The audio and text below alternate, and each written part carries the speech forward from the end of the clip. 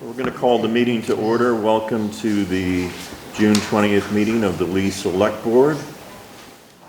We're going to start first order of business, minutes, open session minutes of June 6, 2023. Mr. Chairman, I'd make a motion that we accept the minutes of June 6, 2023 as written. Second. Any discussion? All those in favor? Aye. Aye. Aye. Okay, now we're into public comment. We open the meeting up to the floor. Would anybody like to speak? Yeah. You can just come up to the podium, identify yourself. Oh. All right. Good evening. I'm Debbie Cranwell, Chair of the Appalachian Trail Committee for the Town of Lee. This past Saturday, June 17th, Lee became designated as an Appalachian Trail community with the Appalachian Trail Conservancy in this courtroom, and the courtroom was packed. It was very well attended. We are presented by the Appalachian Trail Conservancy 2 road signs that the Town of Lee, that represents the Lee as an Appalachian Trail community. And I wanted to present both of these to the the Select Board of the Town of Lee this evening. Great. So I wanted you to see that. Thank you. Okay. Thank you very much. We'll get right on that. Thanks to you and your committee for all their hard work. Thank Yeah. you. that was great.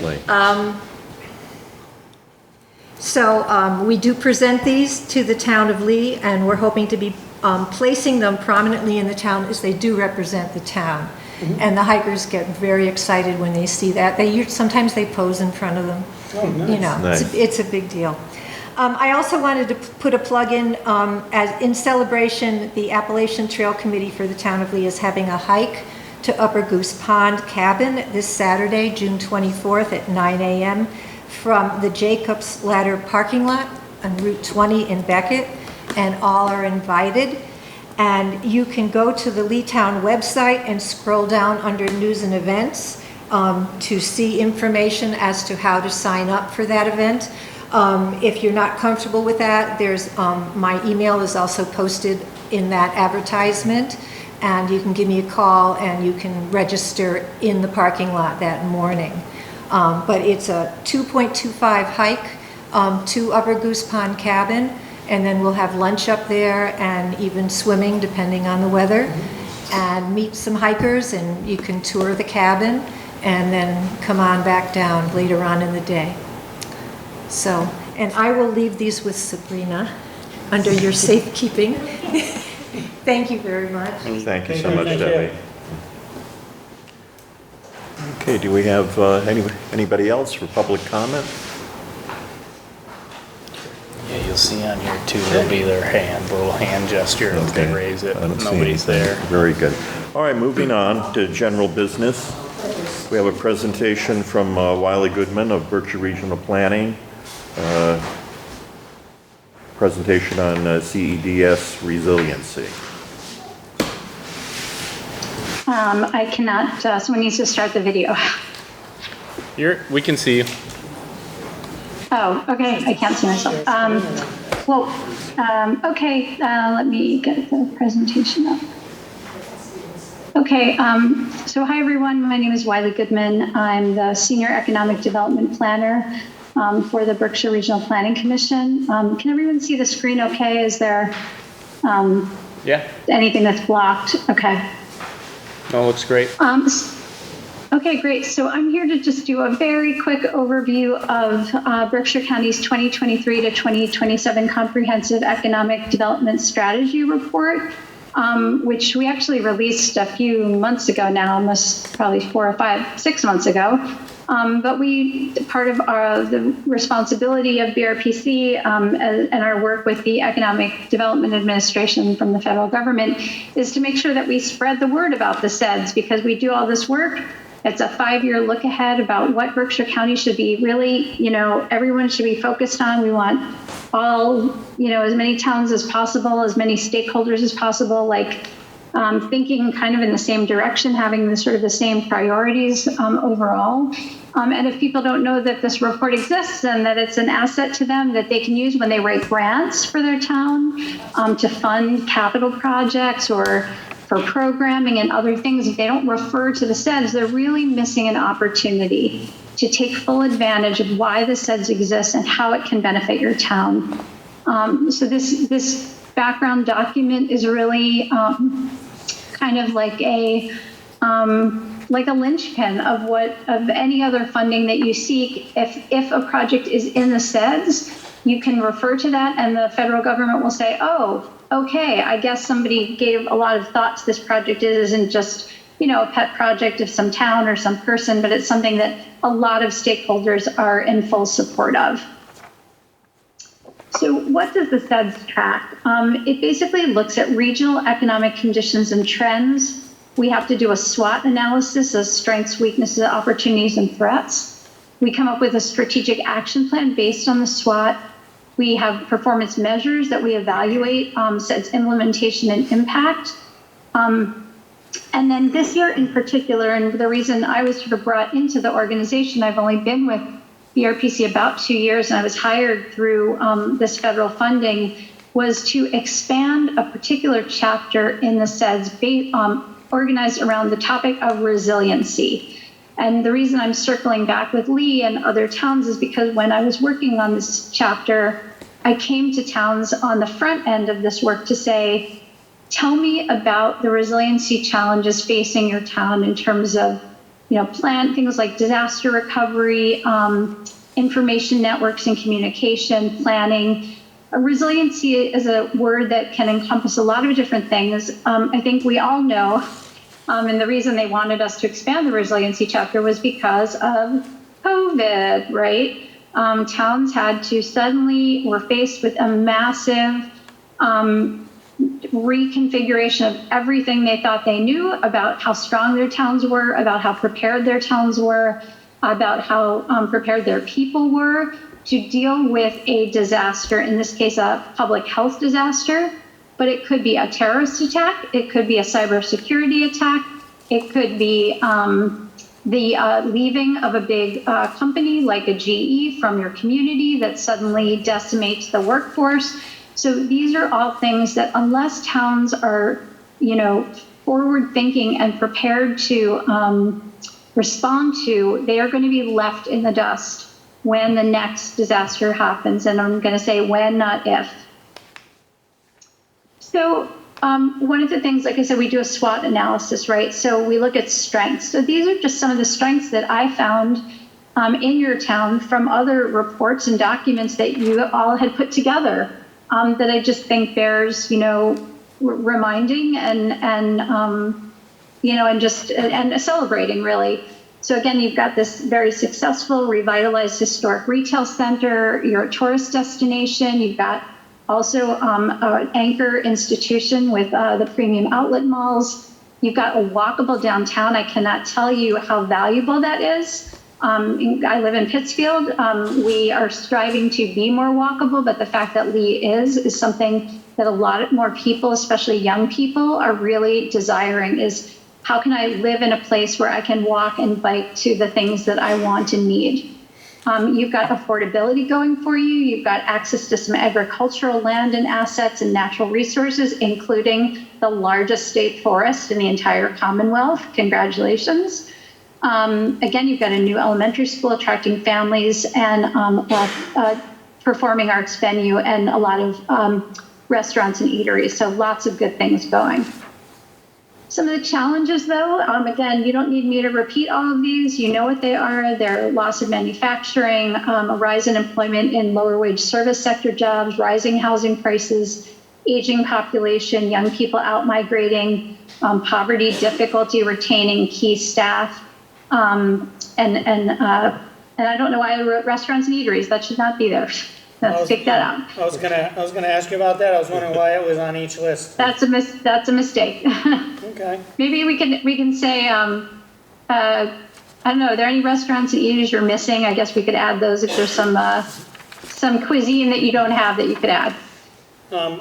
Excuse me. I don't mean to interrupt, but this one issue on town challenges. I noticed in all of this documentation, and this might be a good place to put it, instead of having the 13 restaurants here, you might want to get the elephant in the room out there and just say there's also the stigma of having a PCB dump, and that I think is long-term will be one of Lee's town challenges. So just a thought to put that on that page, and Yes. I'll let you go forward. Thank you so much. Yeah.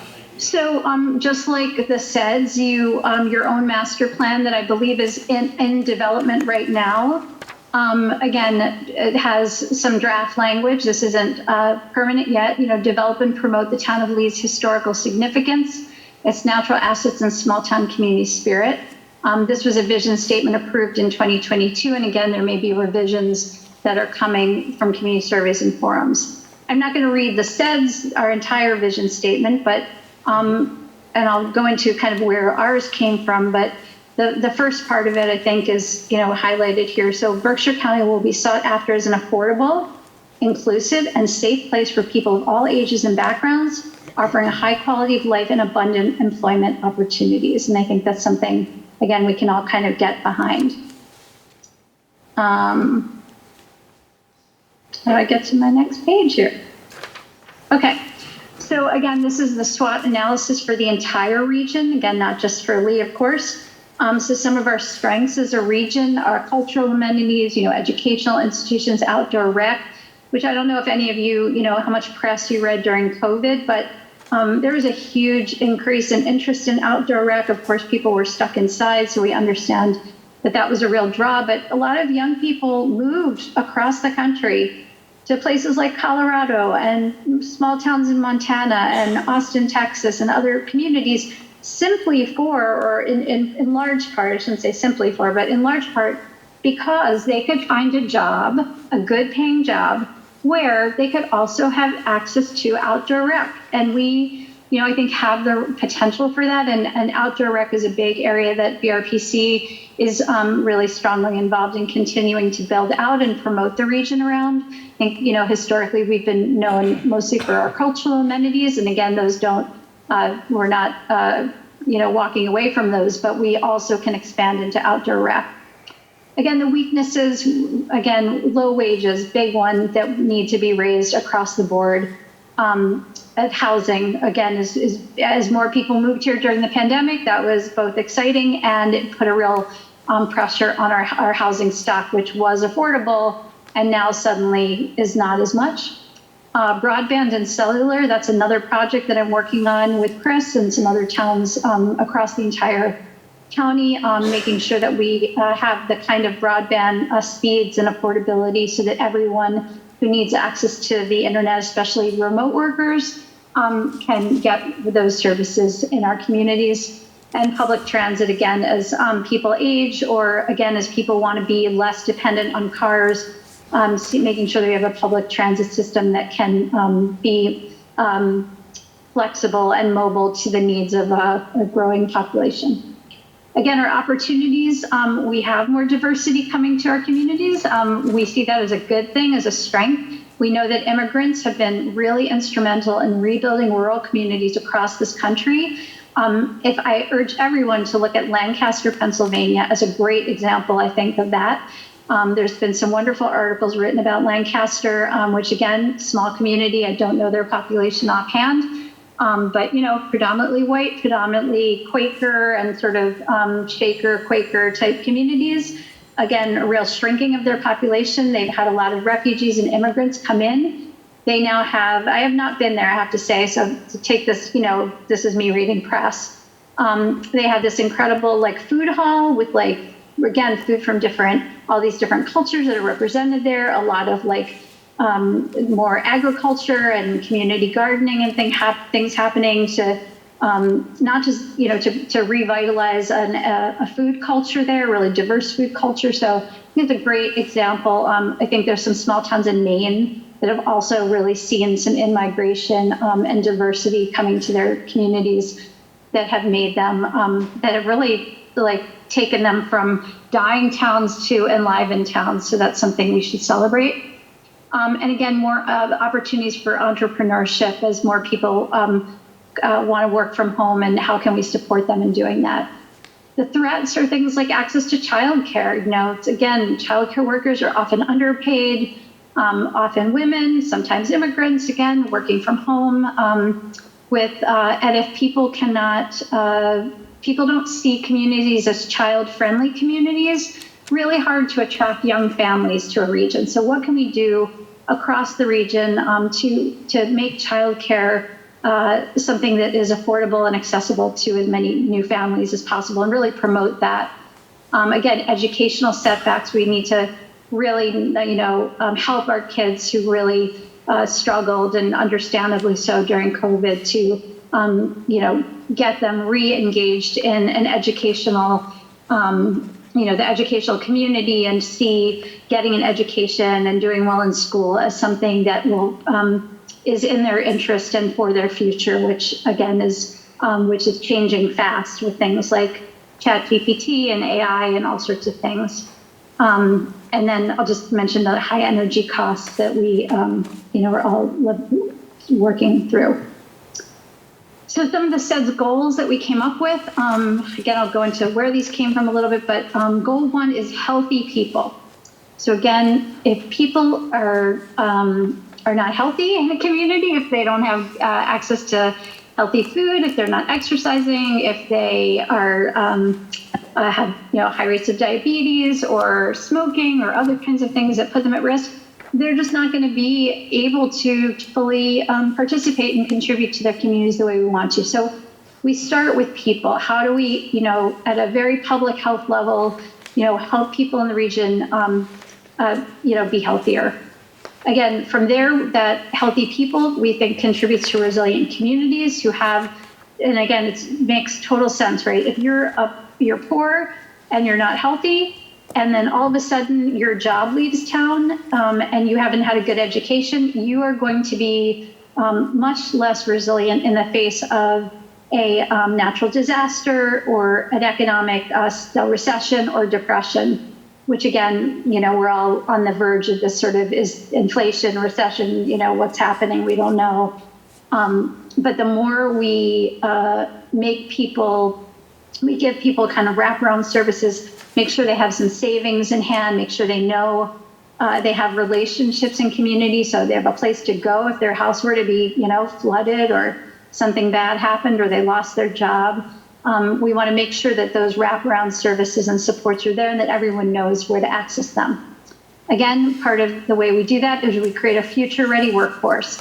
People who can pivot, people who can go from one career to the other. So if your service job ends and you get replaced with a robot, what are you going to do? We need to have people who understand those threats and are willing and able and ready to, with the support that they need with skills training and other kinds of things, to say, okay, what's my next career path? How do I make myself continue to be employable in a changing environment? Again, robust infrastructure like broadband and those kinds of things help them. And then, backing up goal 4, strong business environment. See, there's just some sample objectives. Again, so people, community, economy was the framework that we used for the SEDS, kind of like in that last slide. So we focused on what are the ways that we make our region more resilient, our people more resilient, which leads to a resilient community, and that contributes to a resilient economy. So again, not going to go through all of these, but I think, again, the vibrant, safe, walkable downtowns is really important. Increased rail transportation, again, attracting and retaining municipal staff, and then redeveloping things like your mills, which you're doing, and establishing a revolving loan fund that can help entrepreneurs to access funds when they need it. So these were the 4 questions that I brought to every community at the outset of this project. What are the strengths, weaknesses, opportunity, threats facing your town? How resilient do you think you were before the pandemic, during, and then looking ahead for the next 5 years? What are your recovery-related concerns, and what solutions do you think will best address them? So again, this is the framework we use: people, community, economy. And I think it was a really helpful one, so that every time we came up with, we identified something that was a need, we could figure out like what, slot did it fit into? Is this an issue is most what's the word I'm looking for? Like most resonant around people, like health. Is it an issue most resonant around community, like municipal staffing? Or is it one related to economy, like rebuilding the mills? Could I ask you a question while you're, before you could do much? Sure. Back to the 4 questions. Who did you ask these questions of? How was how was this area handled? So, I mean, I don't remember ever having a question posed to me or as a board member. So was this just something that Berkshire Regional Planning answered about the town of Lee, or was there a certain No, group we that you did. came We to? actually did share this with every select board, every town Okay. administrator. We made presentations to select boards Right. who asked, who wanted us. I mean, we did a lot of door knocking to ask select boards if we could Sure. make presentations around resiliency, and we just gave out those questions as a sort of small survey. Sure. So if your select board chair or your town administrator wrote us back, those were where we got the answers to those Okay, questions. thank you. Yeah, no, I've think only been Gordon- on a year or so, Yeah, so Gordon, I it think was before I got on. I recall answering some Yeah, of I these was going to questions. say, we definitely Yeah, had them, yeah. Okay, I just- It might have that's- been right before That you answers the started, so, question. yeah. Sounds great, thank you. Uh-oh. We lost Again, in Mark. our Recording in community around progress. people. You got it. So Jen, just looking at Berkshire County versus the Commonwealth, we just have higher rates of heart disease, of cancer, of opioid-related deaths, of suicides. I'm sorry to be like a bearer of bad news here, but to me, some of these are things that are preventable, right? They involve, early intervention with kids and youth around, nutrition and, behaviors and frankly, like, a lot of these things, certainly opioid use, in some cases, not every case, suicide, excessive drinking, smoking. A lot of them are really illnesses of loneliness and isolation. The Surgeon General recently came out with a report, I think, about loneliness as a national problem, really. Now, living in smaller rural communities, in some ways, we maybe are less, prone to that, right? There's and if you live maybe in a big city, you could feel kind of anonymous. And I think one of the things we all celebrate in living in rural communities is, your neighbors, and someone needs help with shoveling their, snow in the winter at their house, or somebody who, often will raise their hand to help. We've got volunteers who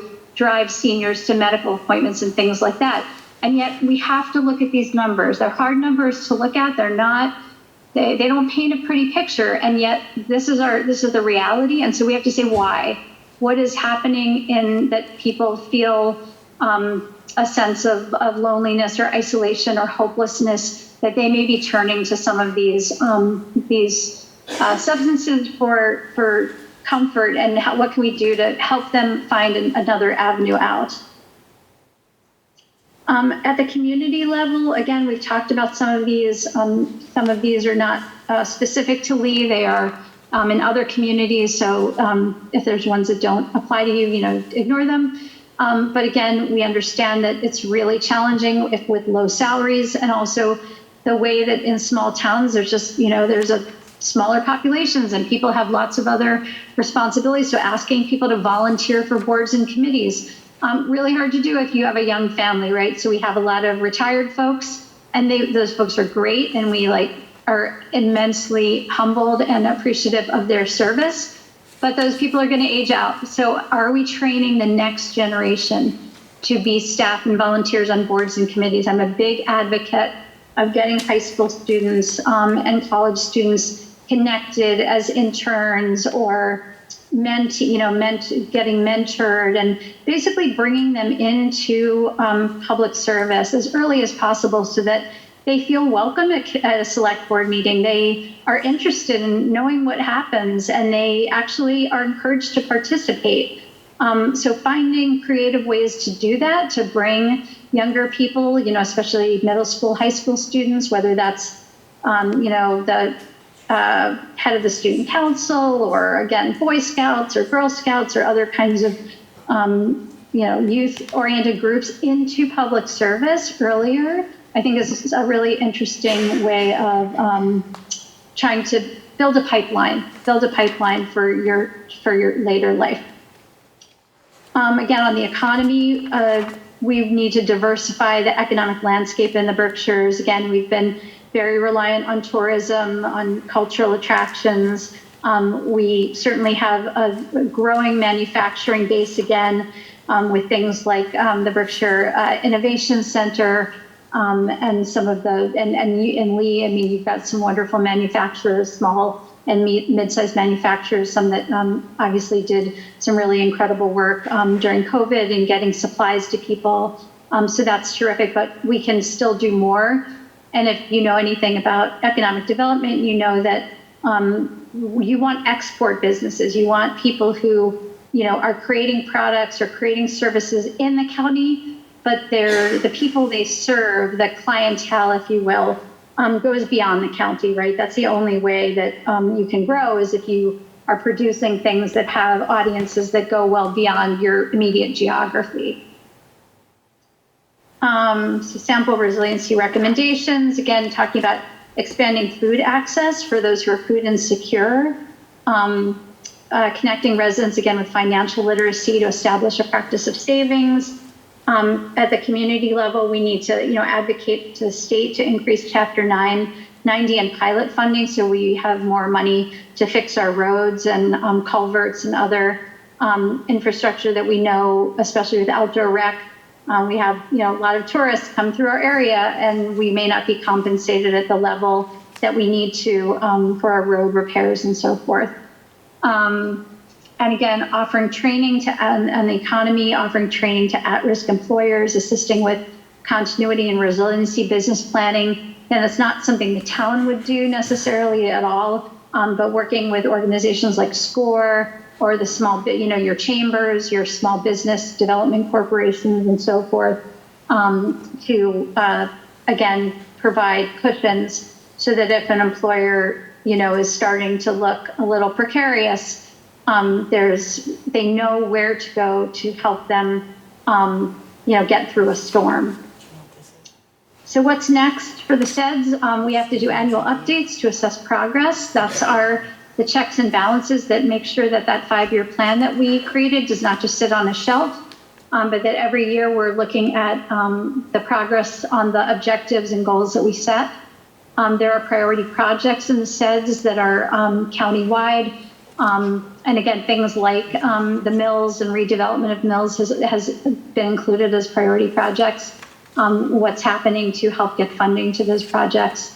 And then continued conversations with municipal stakeholders like you to, ensure that we are aware of what your real needs and priorities are, so that those can go into the annual updates and then into the next 5-year sets that we write.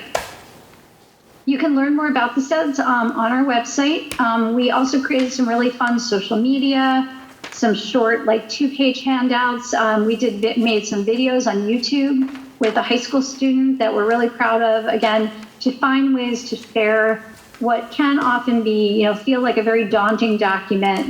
We did a lot this year at the request of the federal government and our own desire to make it more user-friendly. It's a lot shorter, there's a lot more pictures, there's a lot more charts and graphs, but we needed and wanted to go even further, and so we made some really fun YouTube videos with a high school student to help translate the SEDS to young people and to audiences who still may not, want to sit down on a Tuesday night or a Friday night to read a SEDS. So that's all I've got, and I can stop my share.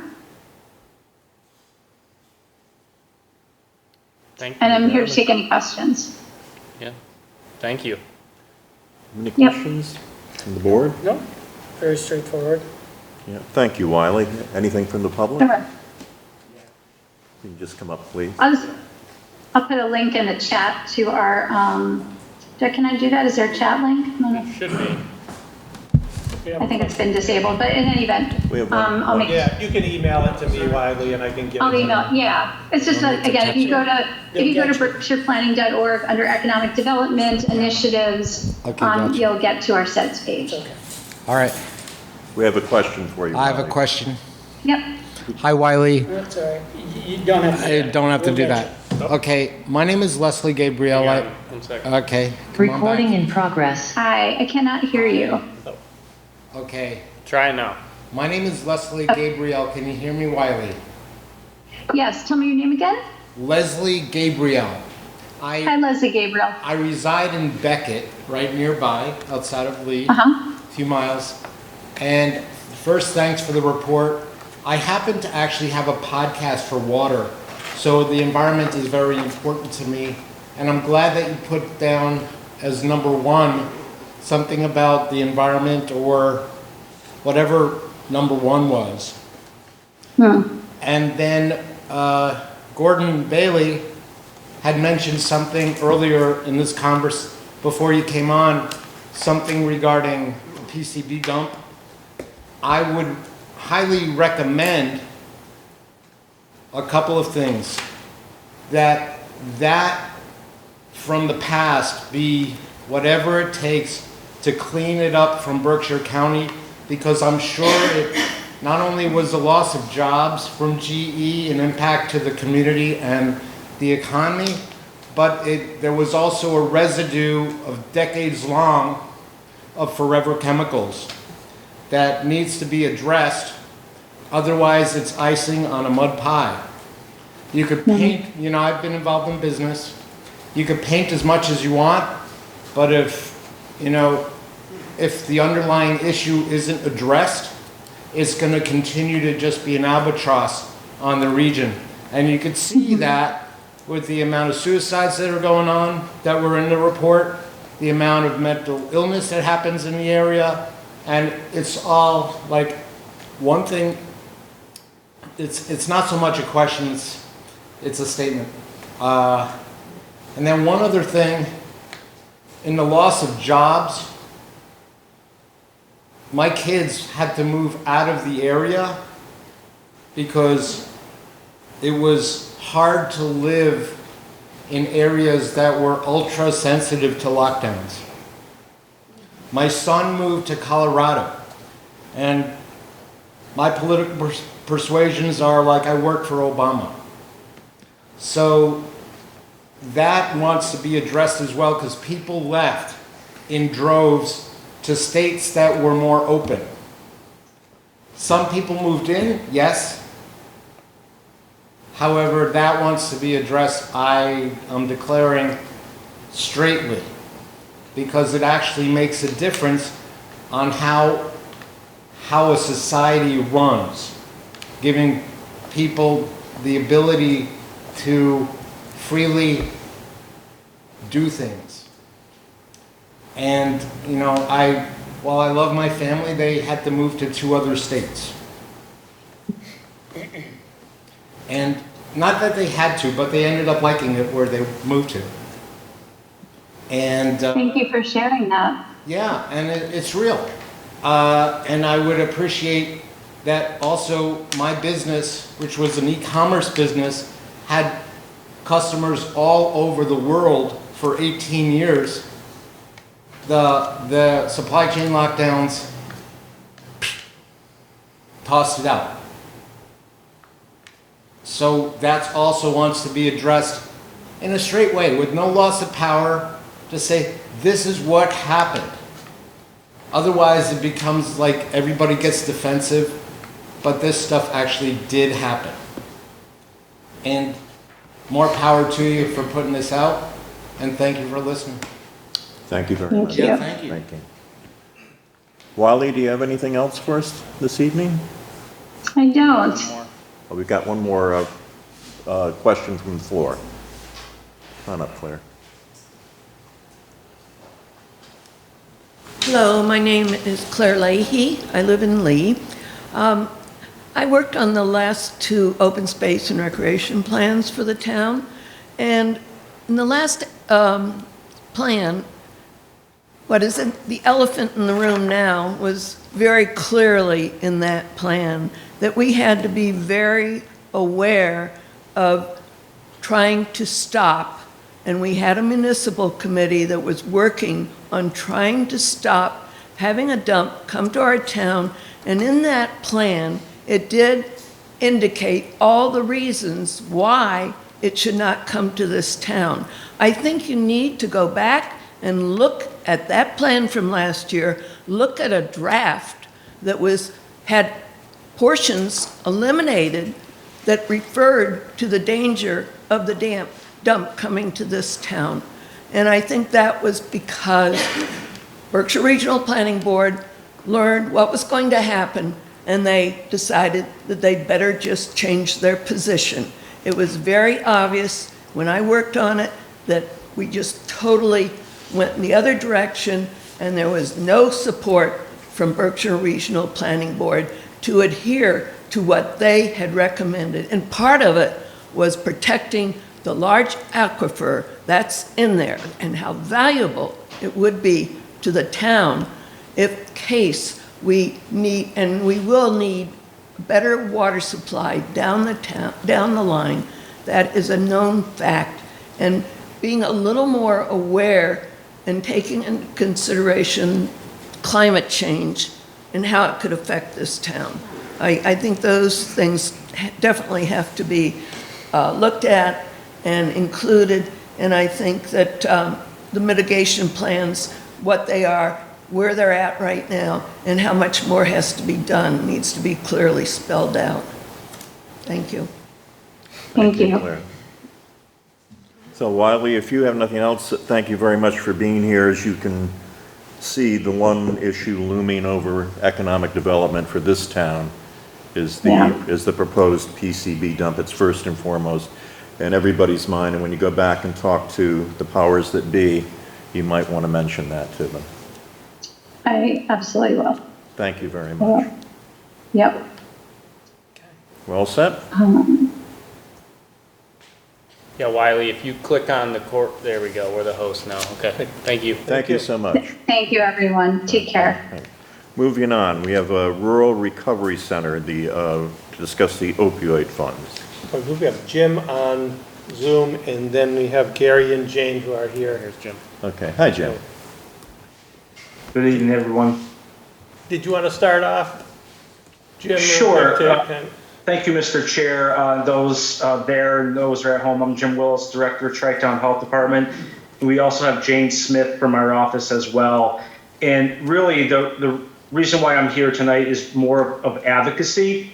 You know, those in public health and the RPC's presentation talked about the opioid-related deaths and other health risk associated, and not only just in Lee and South County, Berkshire County, but we've been working on the opioid settlement project for quite some time now. And while we don't really have a say in how each municipality utilizes the funds and how they're spent, we're really advocating that these are once in a lifetime funds. And we're really trying to advocate that it be put towards an organization or a group or resources that actually do this kind of work.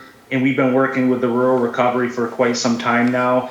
In the majority of all South Berkshire towns have already voted through their select boards to put funds towards the Rural Recovery Center.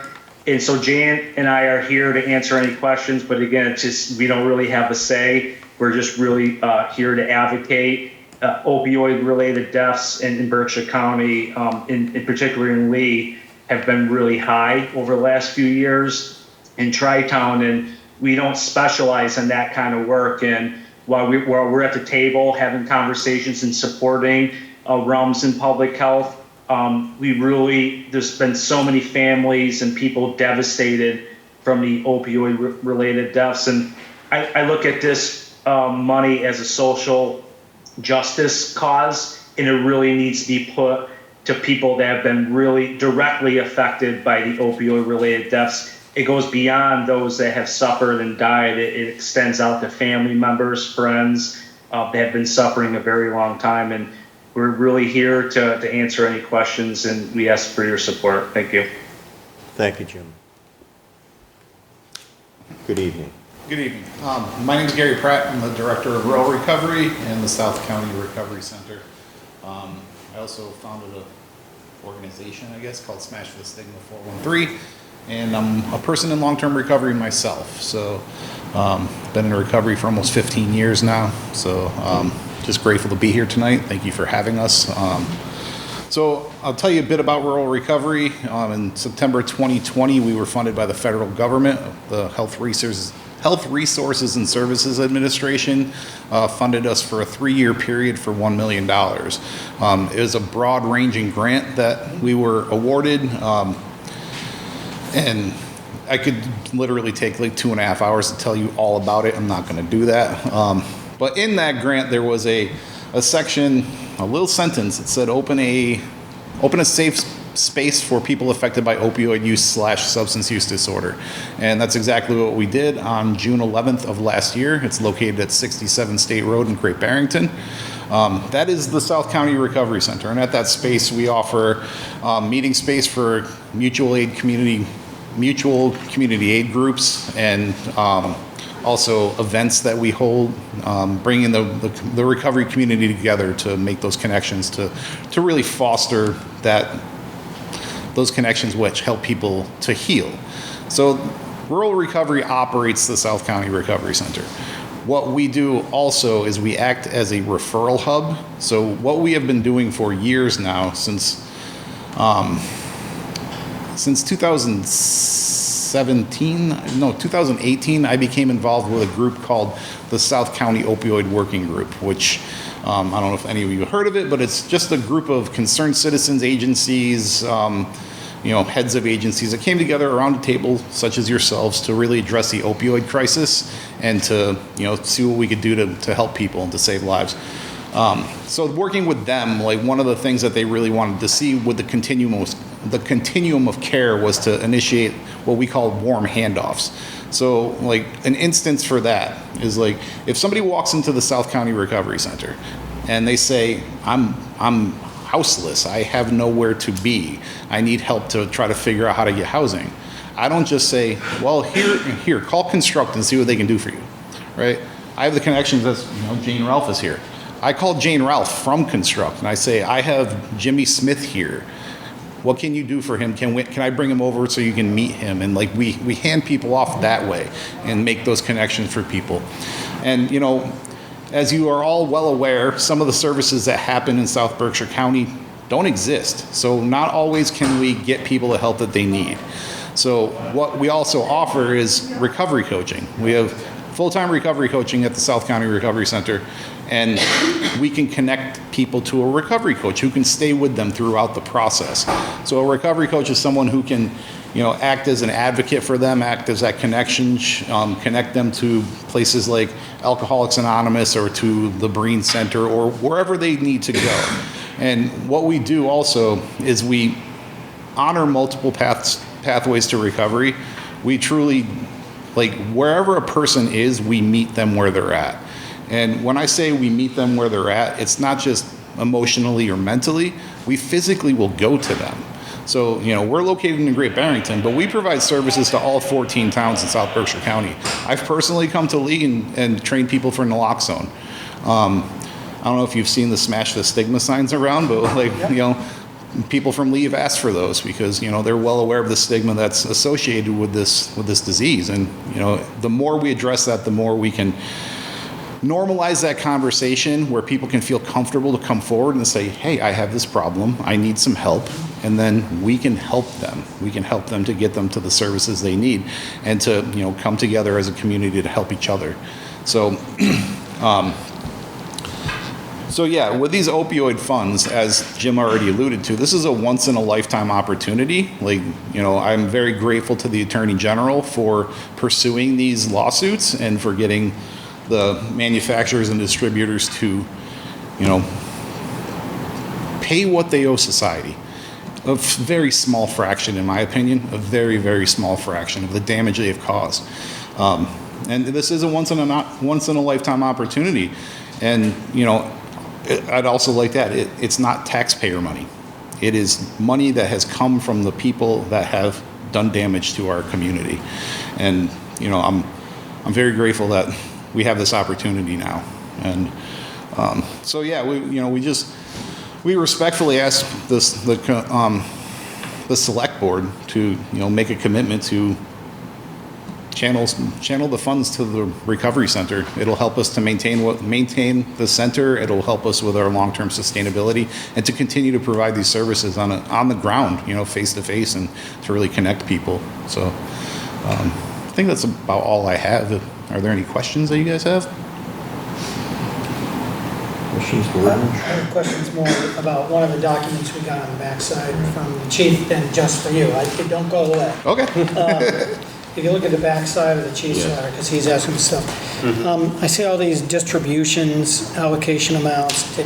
Does the town actually have this money somewhere? Yeah, so- An account? What's up with that? These are the right now we're expecting about 67,000 a year during this settlement.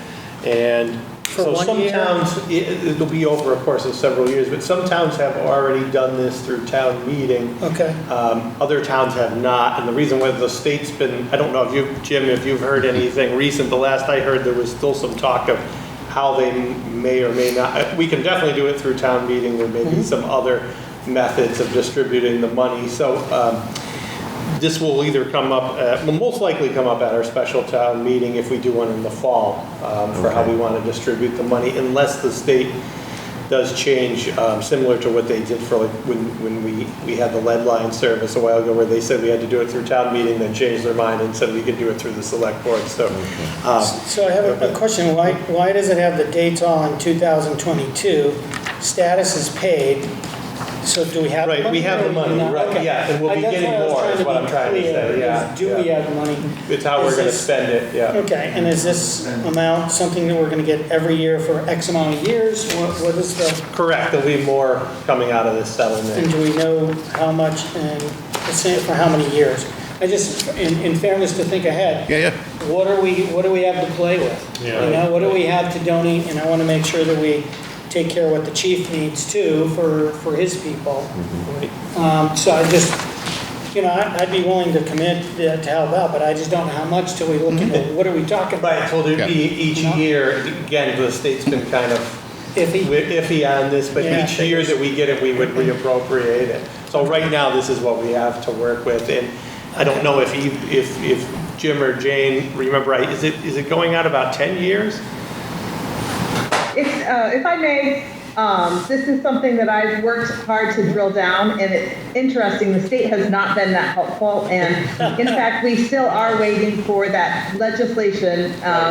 And most towns in southern Berkshire County will have a special town meeting, either because of the merged school district in the southernmost part of this region, because basically the town has received I think a little over $67,000 in fiscal year 23, and it has to be certified as free cash before the town can appropriate it. Yes, I think that this will continue possibly as many as 15 years.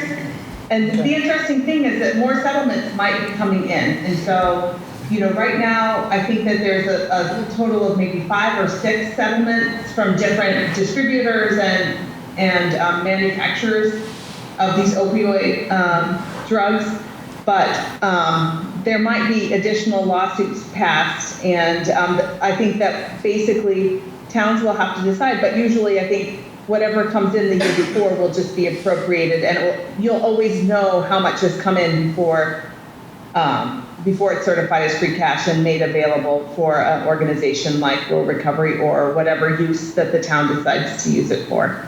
And there are restrictions that has to be used for opioid recovery. Makes sense. So besides the Rural Recovery Center, as you mentioned, our chief has asked for a small portion of that for training for Narcan and that sort of thing for the, and other than that, like Jim has mentioned, myself, that a lot of towns are looking at this avenue because Rural Recovery does serve, as you said, 14 towns in southern Berkshire, including Lee, so. So we have the 67,000 and change. Right. And we have Craig's request for his funding, but we would ultimately be making a recommendation to town meeting. Yeah, unless the state changes its mind in between, the plan would be to bring this at our next town meeting. Okay. But in the meantime, we wanted to let the board know, since it's a new thing, Absolutely. hear from the Recovery Center, But if the board's supportive, that's when I give you guys a draft warrant, that will be part of it, so. Yeah. I mean, I certainly personally have no problem supporting. The issue would be how much and where, Of and are course. there any other askers, or, Yeah. you know, what are the other programs? But I'd certainly be more than happy to bring this to our fall town meeting. Yeah. and- Great. And support it, so. Appreciate it. Oh, we have somebody else Any other coming. askers? Jane Ralph from Construct. It would be easy for me to say, you should give this money to Construct so that we can do recovery housing. We're not saying that because we think the money should go to the recovery center. Maybe law enforcement should be part of it, but if the funds are combined in a central location like the recovery center, they can make grants to others. They do that now. But if it's all held in one place, we have a better chance of really getting a handle on this terrible challenge. Thank you. So I think we get closer to the time, I would think that get our ducks in a row and you make another application prior to any kind of town meeting, just to clear, so we can tell the voters exactly what Yeah, absolutely. we're talking about. Yeah. Yeah, we also, I want to add, you brought up the chief of police in Yeah. Lee. We work in conjunction with the Great Barrington Police Department too. So like, one of the things we're working on and working with, Berkshire Overdose Addiction Prevention Collaborative, which is part of BRPC, and the Northampton Board of Health, their DART program, is to initiate post-overdose engagement.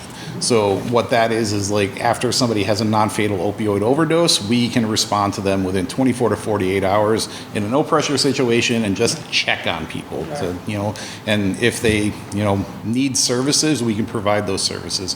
And, you know, if they need harm reduction materials, we provide those as well. You know, with the community collaborators that we work with, like we see lots and lots of people on a daily basis, and, you know, unfortunately, it doesn't seem to really be getting all that much better. So, you know, I'm just grateful to be able to do this work here in South Berkshire County. So, Well, thank you very much.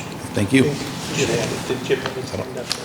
Jim, do you have any questions or comments? Yes, thank you, Mr. Chair. But getting back to Gordon's point about there are droves of organizations lined up requesting this money, Gordon, because it's so specialized, and there's only a couple groups out there that actually do this kind of work, that actually make improvements in the community. And they're really asking to pool the resources, because a lot of towns aren't getting much at all. And so I think like Stockbridge is getting like $2,000. I don't know what, it's not a lot of money. So they're not really making impacts, and there's reporting, and there's all this administrative stuff that goes with the settlement dollars. And a lot of times the rural recovery is going to take that burden on and do the reporting and go back and forth. And so really it's like the rural recovery is doing this kind of work.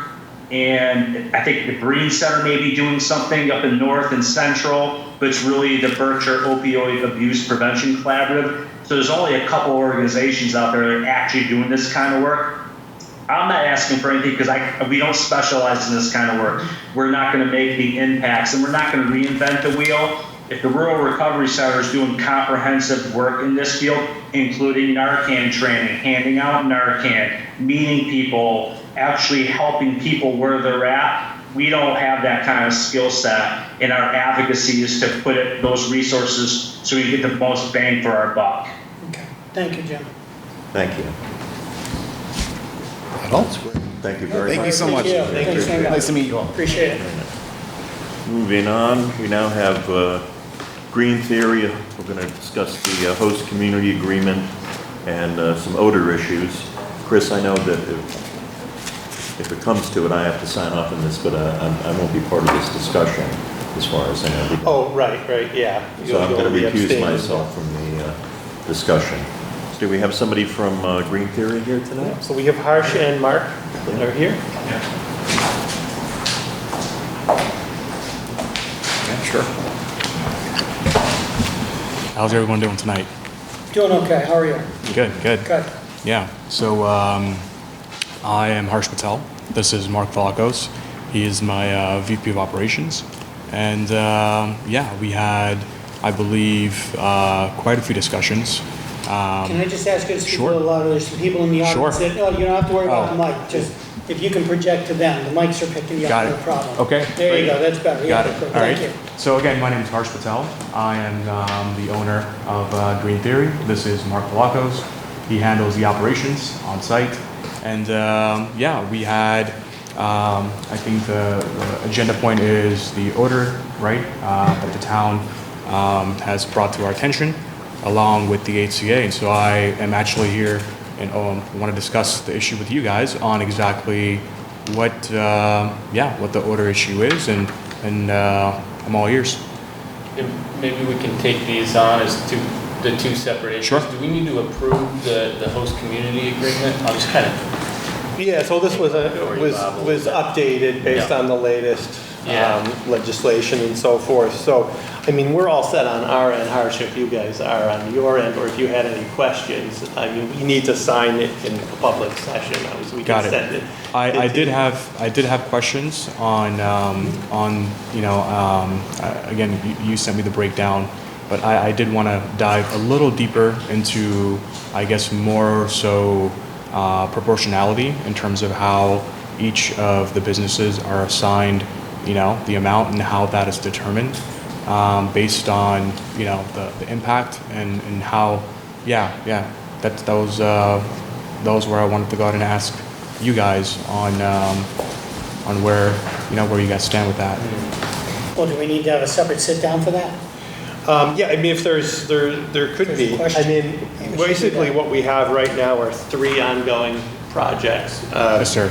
That the idea would be split equally amongst the MEs. So there were some initial ones, those are some one-time things, those are done now, but it was done with another establishment, which included the school resource officer, a co-respondent, which is just Lee's share of it. It's shared with 3 towns, of the police co-respondent, and the MPAC funding, which came to, depending on how it's divided up, if we have our 3rd operation in progress this year, Right.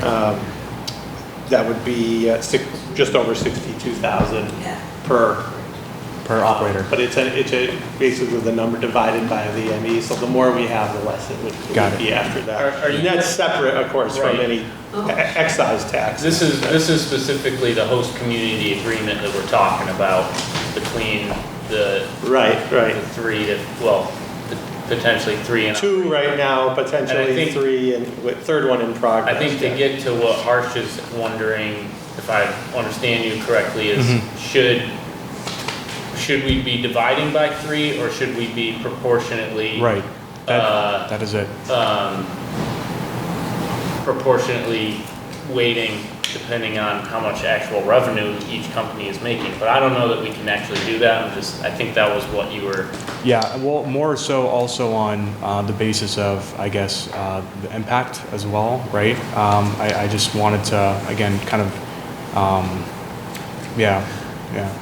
Harsh, if I may. Go ahead. When Harsh brings up specifically impact, when we're looking at addressing, impact to the town of Lee itself, right? That's what we're talking about here. One of the things that we at Aruna specifically, or Green Theory Cultivation specifically, would want to bring to mind when we talk about proportionality of impact is, in the town of Lee, there's cannabis sold legally, absolutely, and we're here to address that impact, and these measures are being taken to address that impact. The one question that we absolutely bring up is that how many of those SKUs are, right? How many of those SKUs are ours? How much of our product is even sold in the town of Lee, et cetera? If we're truly coming at it from we believe that Green Theory Cultivation is causing this level of impact to the town that is requiring this, right, response and measure with the addition, by covering these additional costs, right, that are certainly created by cannabis use. How much of that really truly falls to us? There's, fiscal components is one thing, revenues of the companies is one thing, but we also do look at it as overall, we do not operate a retail establishment in the town. What impacts are you actually creating to the town? Correct. It's because at the end of the day, the long and the short of it, when we look at a host community agreement between the community of Lee and Green Theory Cultivation as a business, It's what are our impacts Right. and how much do those require addressing through these measures versus the impacts of others. If there's, say, 200 different products that are sold in the town of Lee, how many of those are ours, right? And that's where we simply are looking for fairness in that measure. Well, I guess I'd want to read the law and just see how that reads, to see whether it matters, whether your products are sold here, if they're generated here. I just want to read it myself and understand, because I understand your position and I understand where you're coming from. You know, and again, we're going to get back to the smoke. To me, that's a huge impact on our town. And if that means that we need to take part of this 3%, give it back to you to fix your ventilation systems or to adjust things, then fine. You know, I'm not saying that we need it necessarily to deal with an impact the same way that the retail sales are impacting. But your odor issues definitely are impacting. It was almost a little bit better. I don't know if you've made adjustments or not, and I meant to get back to you, and I apologize. I've been crazy straight out. I will call you tomorrow. How's that? That works. To come over and sit down and chat with you on site. There's times when we're in the middle of the night, we can smell it. And I know no skunk got hit in the road, but it's very much like that. But during the day, you know, and I see all your cars there, I'm trying to figure out when and why this happens. But I have a lot of abutters there that they all call me and they complain. So I actually go ahead. would like to Yeah, have a question. please. So, and you know, I'm going to zoom out and try and be as simplistic in talking. But I have personally walked from the Oraceutical building, right, all the way from the Oraceutical building, way past my property, and going all the way to where they have, you know, the animal daycare, right? Going even beyond that and going all the way to the vet that's across the street, and up also on that hill where the landscaper company, you know, has their business. I have not gone down to the back lot past the railroad tracks and gone into the back. I have not. And, you know, but it's been a while, so I haven't done the back check. But as far as I can go about walking and maneuvering in a general, really good swath of land, right, I have. And I can, you know, I can't control the wind, and I don't think anyone, you know, it's not one of these asking you things. to. Yes, sir. Yeah. And so it's one of these things to where I do not smell it when I get past, not even past the Oraceutical building, but as I'm, you know, there, it's one of these things to where the odor, right, that is being referred to is it's just, again, the biologicals, right? We even output a smell. Biologicals, everything, you know, has a natural scent to it, right? And so, yeah, it's just, I guess when you're saying that, you know, you smell the scent in an area at your house, in the middle of the night, I don't know where that is geographically located, because again, as far as I have, you know, using the instruments that God has given me, I have gone about seeing it even on the busiest of days when we have a lot of, just like how we talk, and I'm, you know, essentially, right, giving off a lot of chemical signals and smells. As we are moving and working with these plants on the most labor-intensive days, so to speak, right, where there's a lot of volatility and shaking of the plants, so there's a lot of smells, and I cannot smell it. So I am trying to really understand, again, geographically where this is coming from, and how it's you know, how it's traveling there, because I am really having a hard time smelling it. And sorry, go ahead. At the end of the day, if this really all goes back to data, and that's, you know, one thing that we have absolutely asked for previously, and those data points are, if we're truly looking to come to a resolution on this issue, those are the data points that are of the, you know, utmost critical importance, because we could take all the money in all of Berkshire County and throw it at an issue, and if we apply it incorrectly, the issue will still not be resolved. In order to truly understand and pinpoint it, there are numerous points in our process at which we have various different, you know, low generations of odor within the facility itself. But in understanding where those odor emissions are occurring, and predominantly when those odor emissions are occurring, is of tantamount importance for us to address this if this is an issue. And obviously, if you say that you're receiving complaints, for us to address it, the big thing comes down to when are these smells being noticed? Down to not even just down to time of day of the week, but actual physical dates. Because if I am told at 3 p.m. on Tuesday, June 20th, I can go back through my entire log of activities throughout the business, and I can even go through and do a check on all my building management systems, and I can know exactly what's emitting that odor. The only way that we can truly bring a resolution to it is having some kind of active data, because it could truly be the difference between changing of scheduling on makeup air ventilation or the addition of a 5 or 6 figure air treatment system to a number of different ERV units. But in order to really pinpoint that, what we need as a business is data. And thus far, what we've been given that's actionable is just that there's a perceived odor that we need to address. Well, but what this does is it transfers your odor problem to all the neighbors to have to keep a log. Well, you may not be able to smell it. To be quite honest with you, I don't smell it as often as other people do because I don't smell much of anything. I just don't have the ability to do that. And so I'm not saying that my neighbors are full of baloney because they smell it and I don't. It's just I don't smell that particular line of smell. But other people, yeah. So now we're gonna ask all the neighbors to keep logs. We're not. No. But that's the only way to give you data point. How else can we give you a data point? We have our number posted directly on our door. I'm more than happy to give it out to whomever, and they're more than welcome to call the facility, and I will answer directly. And more than happy to log it if they want to call me the second they receive a smell. Well, then I'll pass that along. If you can later, if you don't want to put it out there, give it to me, and I'll get it to the neighbors that are complaining to me. And I have people from Beckett who drive by and say they shut off their air intake of their vehicle when they get near my house until they get down around where the old bowling alley is, and then they turn it back on. Yep. Where exactly is your I'm going to house? go over that with you. Yeah. When I call you tomorrow, we'll deal with that. Got it. Exactly where I live. Because I can't have a calibrated conversation. I understand that, and that's why I'm going to reach out to you tomorrow.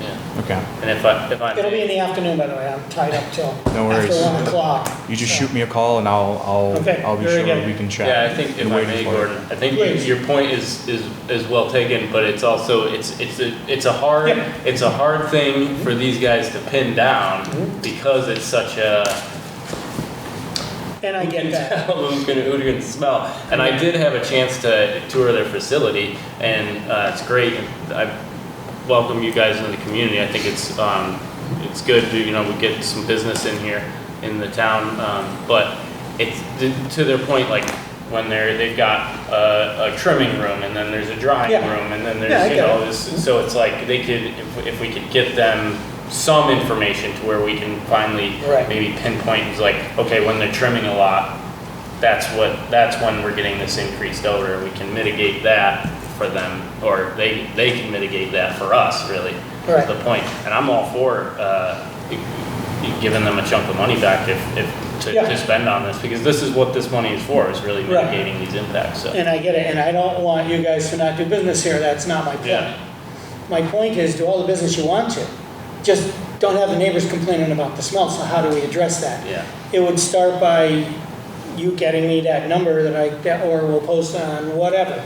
We just got to make sure the neighbors know they can call you. Absolutely. Because my wife will call you, or 3 neighbors I know of that talk to me, and I get complaints, and it's like, we want them to call you. I don't want them to call me. It's your business. They need to call you. Well, and I think this absolutely goes back to, I think, the way that the conversation is being handled in those complaints. Because, for example, when we sit down and we want to talk to the Board of Health, and the Board of Health is saying, okay, we got a call at this time, we roughly assume it's here, and they're telling us, hey, look, I can smell it right now. Sure. Where if we have folks that are complaining and they're perceiving this odor and they do not even know to call the Board of Health, that also because Mr. Bailey, we don't want you getting those calls either, and frankly, the way that the entire system works, they should be reaching out to the Board of Health because the Board of Health keeps their own logs of that, and then we're able to have our dialogue there.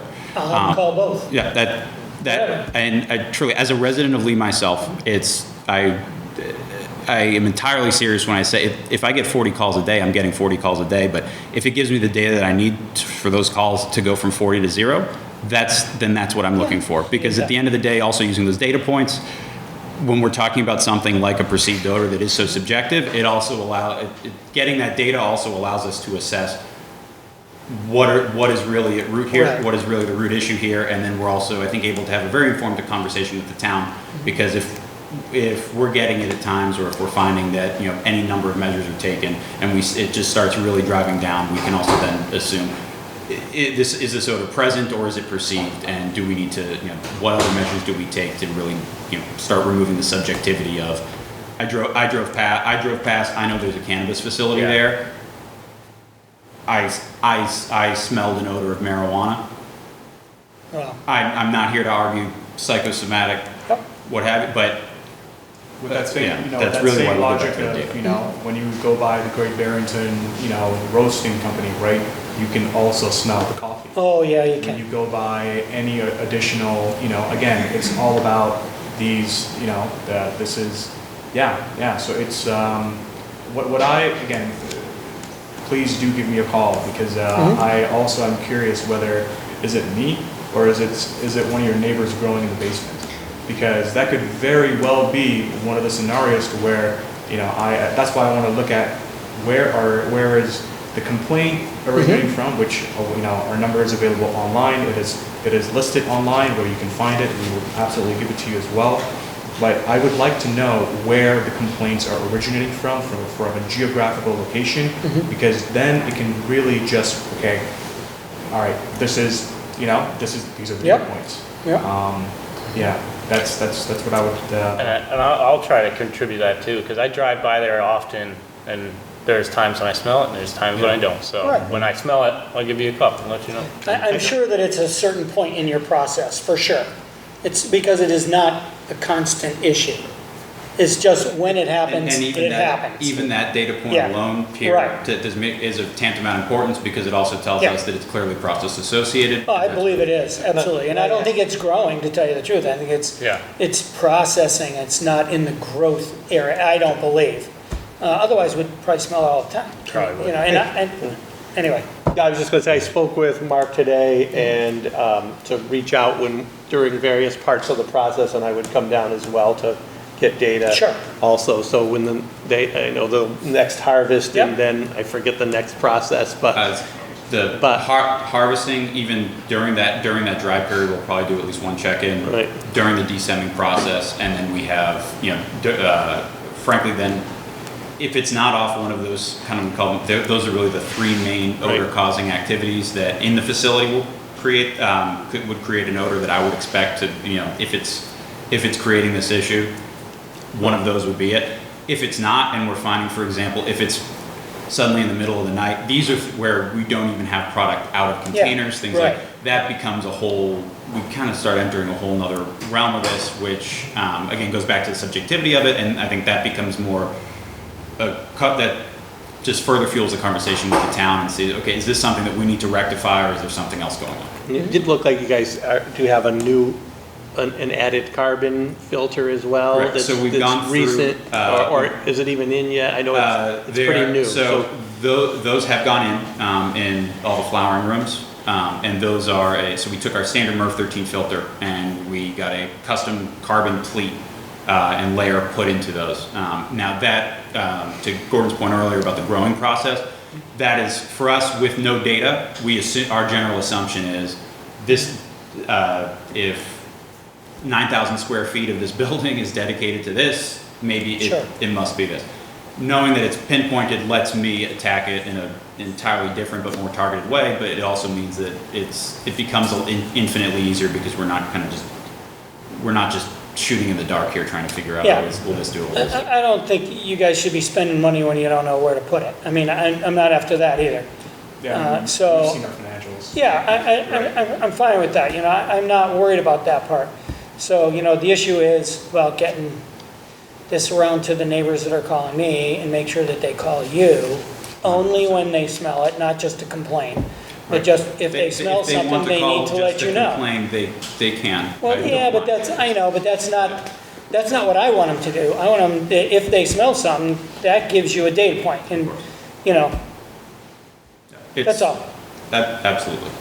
There's also, before we, eventually, if we do get to look at all this and sign off, there's just some, I had noticed, I don't know what the other board did when they signed the original agreement, but the town of Lee's address, they have is 31 North Street, it was 01267, which I think is North Adams. So we'd like you to double check your contact info before we go for this, like, okay, well, they've been living under something with totally wrong information for the town of Lee. So that was just one of the things I looked at that we want to correct. And so until then, I want to look up this issue of what the town should rightfully be able to ask you for as far as impacts go before we sign any agreement, before I'm ready to make a motion to sign anything. Very good. If you're cool with that. Yes, sir. Okay. And I'll call you tomorrow afternoon. All All right? And you can always call me too, Well, I respect your time. Anytime. So Well, whenever thank you're you, ready, I'll pick up. If you're on the phone with us, you can't fill those calls. Okay, that's true. All right, well, thank you very much for your time, and we'll have to get back to you about, once we do some research about doing the extended host agreement, I guess. Who do we reach out to for making sure that we get you the right information for our file? I think probably Chris. Yeah, you can let me know, and this one goes back, I think that was information. 2020 or something. Yeah, it was about 3 or 4 years old. Oh, that's the only So it was info on I got. That was the original HCA, and just for everyone's knowledge, of course, the state has changed the HCA process Yes, I considerably. realize so, that. And people are still trying to figure it out, so. So that's why we're trying to work with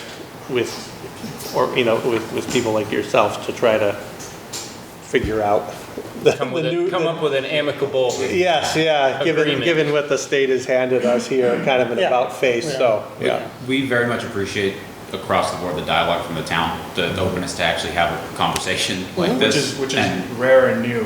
This is typically there's Sure. not a collaborative approach. It's more of this is much friendlier than we're used to. No. Yeah. Well, I mean, I want to be fair to you as a business also. It's just, We want to be fair to you as a neighbor. yeah, I get that, and that's reasonable. So we'll work it together and we'll go from there. Okay. So, all right. Thank you, sir. Thank you All right, very thank much you. for coming in.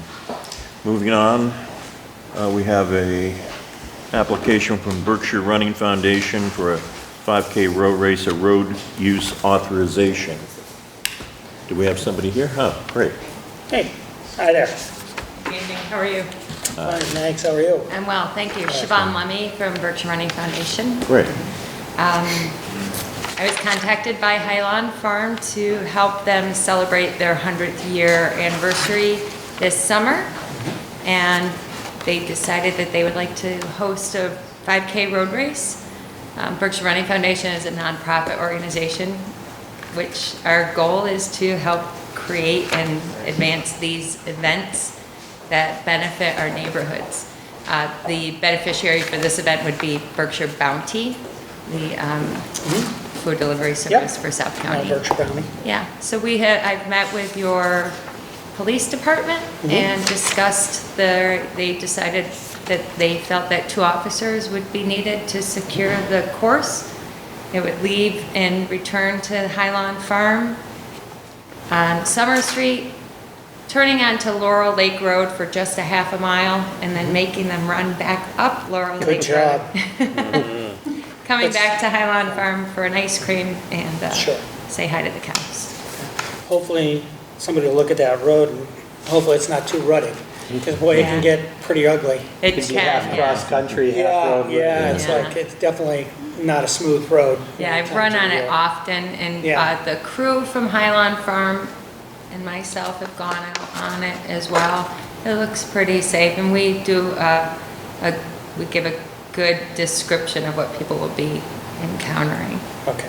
And what are the dates of this again? I know it's here, let's see. That's okay. Just so people at home know what it is. Yes, thank you so much. We are Sure. going to be hosting it on July 30th, Sunday Okay. morning at 8:30. And the entire event will be completed by 10:30 in the morning. Okay. So that we can be cleared out before Highland Farm opens for the day. Sure. Sounds good. Unless I'm ready. Unless you're I'm running, ready, yeah. it could be noon. We'll wait for It you. could be noon. No worries. But ice cream at the end, that's what you Yeah, think of that's it. a big- It'll keep you going, Bob. The big seller. Thank you. Anyway, Sean, what do you think? Yeah, Mr. Chair, I would make a motion that we approve and authorize the chair to sign the road use authorization. I'll second that. Any further discussion? All those in favor? Aye. Aye. Aye. Thank you all so Sure. much. Thank I you. hope we see you there. Very good. Have a Thank good you. night. Yep, thank you. Hold on. Is that me? Thank you. All right, See you later. moving on, we have an ARPA change request from the assessors. Would you like me to explain, Mr. Chair? If you would, please. Thank- Yeah, so it's pretty simple. We did allocate $20,000 on the initial ARPA allocation was actually going to be for some changes to our GIS system.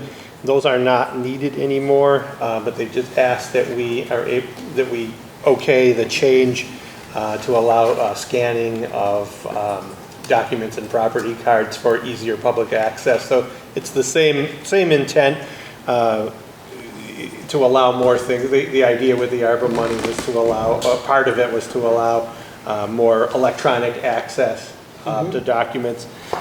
So this is pretty much the same thing that our building department did. We're looking to do with some assessor's records. So it will not exceed the original amount. It's just a change of use is all that is. So because this board approved it originally, we wanted to bring it back just to let you know and make sure that the board was okay with that change. Sure. But it is something that other ARPA money's been used for, so. I'd make a motion that we approve the change of the ARPA request, the ARPA fund request. I'll second that. Any discussion? All those in favor? Aye. Aye. Aye. Moving on. Be looking for an inspection fee waiver from the elementary school and the high school. They have inspection renewals for August 31st, and they're looking for to have their fees waived. Sure. So I have a question. Didn't we waive them for St. Mary's already, or should we include St. Mary's in this anyway? I mean, maybe they already Do did they it. have to We ask? already did it. They usually submit a request. I haven't gotten any yet. I know Okay. we've done it in the past for Yeah, them, okay. but yeah. Well, I don't know if I should just include it here, but no, I'd make a motion, Mr. Chairman, to waive the inspection fees, the annual inspection fees for the Lee Elementary and Lee Middle and High School. Second. Any further discussion? All those in favor? Aye. Aye. We now have an appointment for part-time firefighter Michael Somerville. And we have a letter of recommendation from Ryan Brown, our fire chief. Yeah. This is just a part-time to fill in during absences, that sort of thing. Great. Yeah, I'd make a motion that we appoint part-time firefighter Michael Somerville. I'll second that. Any further discussion? All those in favor? Aye. Aye. All right. We got a Okay. lot of appointments here. A lot of appointments. I guess we'll go to, first have a brief discussion about the planning board. Chris, there was some question about. So the planning board, so Matt Carlino Yeah. resigned from the planning board after being elected moderator. The planning board voted to recommend their alternate member, Conrad, to move up into the full spot, which will just be until the next election. Yeah. And then there would be an elected, and that's how we usually, we have to deal with those mid-year resignations. So at the next election, there'll be a term which would be whatever the duration of Matt's term is. And Conrad would be on there. That would open up an alternate spot at the next meeting. We'll bring that up for a vote at the next select board's meeting for the, who would replace the alternate position. So, so basically, we're letting people know now that we do have an applicant already for an alternate position on the planning board. But if anybody else is interested, I think they can have up to 2, but anyway, we can look at that, maybe not, we'll look at the bylaw, and also, I just found out today. We get. Yeah, I just found out today that we have 2 openings on the zoning board of appeals. I didn't realize that 2 people had resigned, I just didn't know that.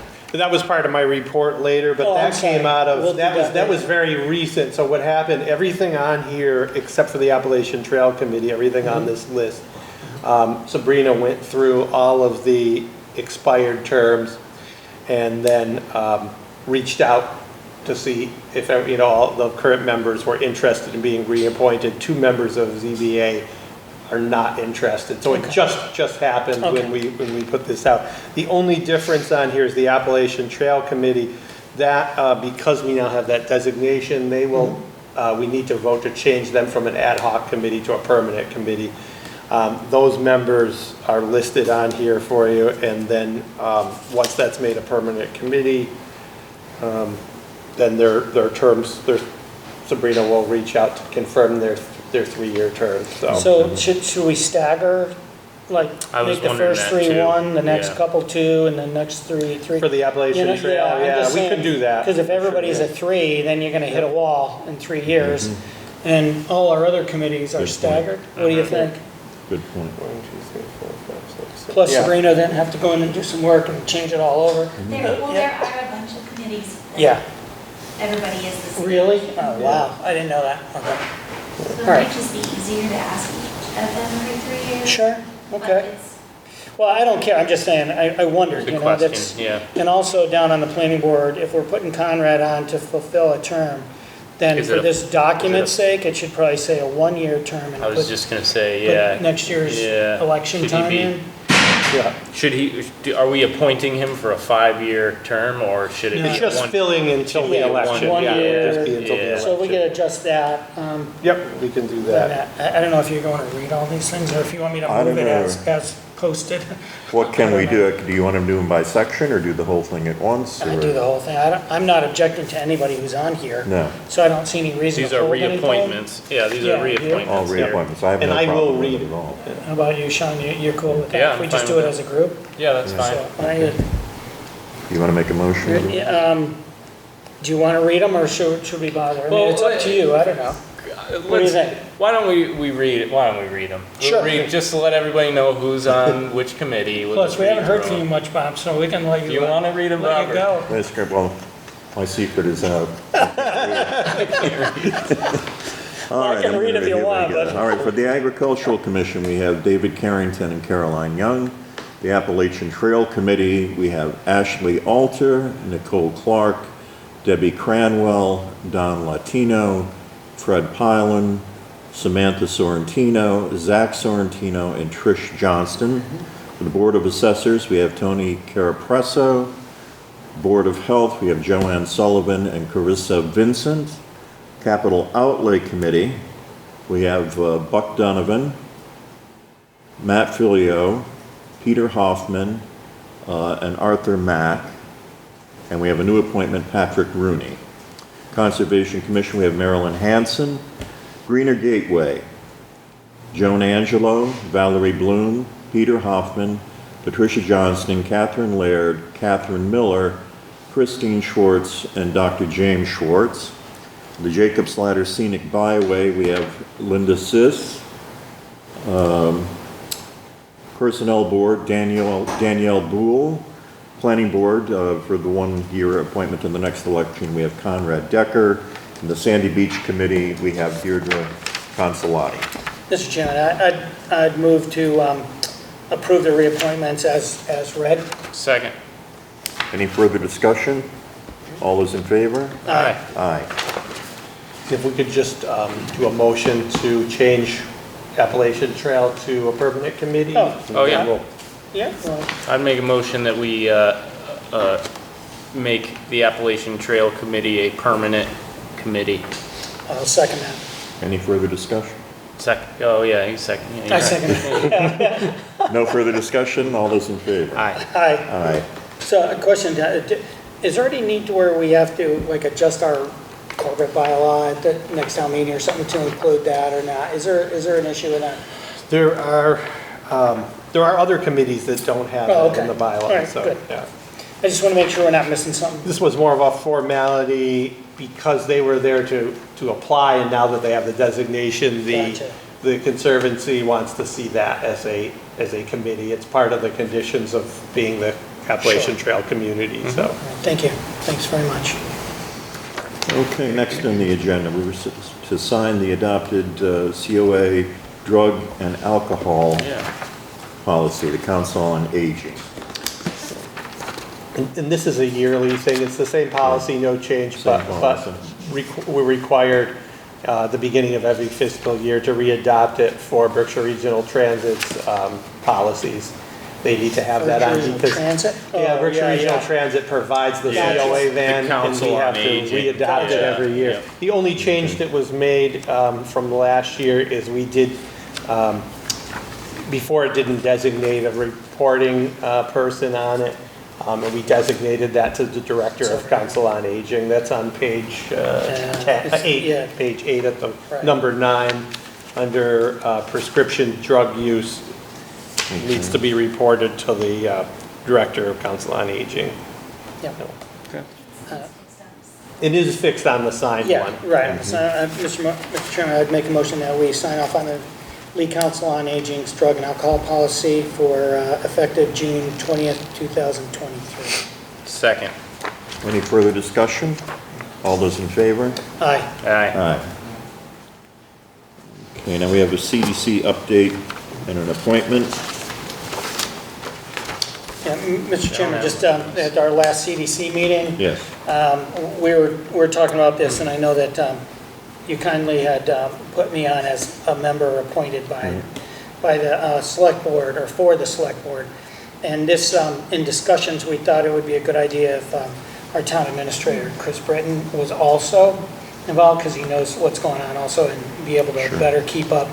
And also, if I don't make it, he'll be there to report back to the board. So I'd make a motion that we, the Board of Selectmen, appoint Town Administrator Chris Britton as another at-large member of the CDC.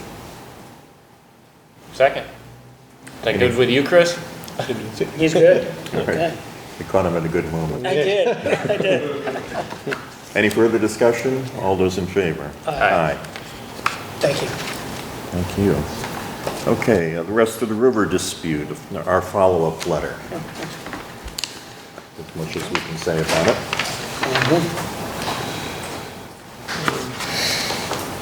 Shall I read it, or? Sure. All right, this is a follow-up letter to the town of Lenox, Stockbridge, Great Barrington, and Sheffield, and to all the rest of the river committee members, and to the select boards and the town administrators.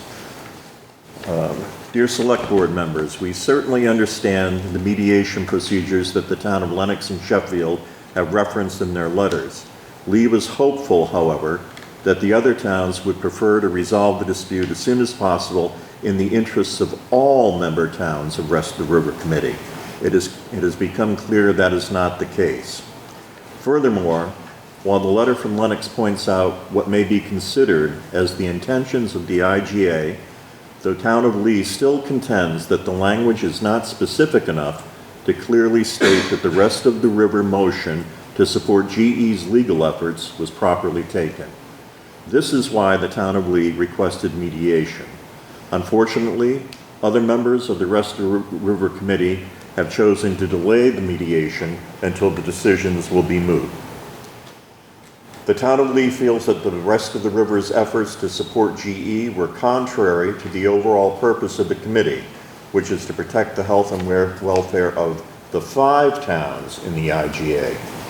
If this is the case, we feel the committee was working to protect only 4 of those towns.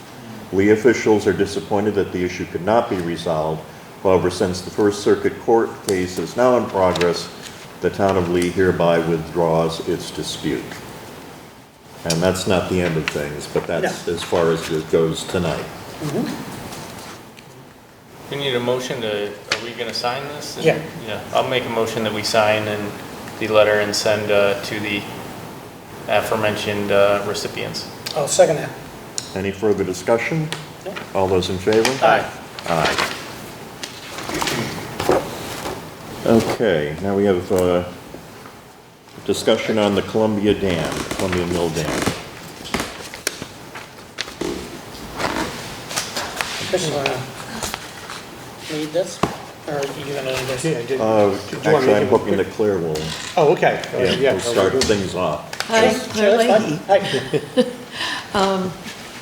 Hi. I asked for this to be on the agenda because I'd been following along for a long time, all the inspections that are done and reports from GE, and I just finally saw today who the owner is. Who is the owner? Do you guys know who the owner is? Lee Town or Lennox Town Lennox Development. Development. Yeah, they've changed names. So Well, it's- Right, they did it's- recently. The directors, yeah. the directors are one person, Yes, Spirits, right. and it's inactive now. They have two other organizations in Tennessee and Wyoming. Right. So you know all that. Yes. Okay. My concern is the fact that GE is supposed to be managing and inspecting and making repairs to the dam, and it's in pretty serious condition from what I read of the GZA report that was just done last year. And I'm wondering if even FEMA has as detailed a report as what GZA did for GE. GE contracted with them.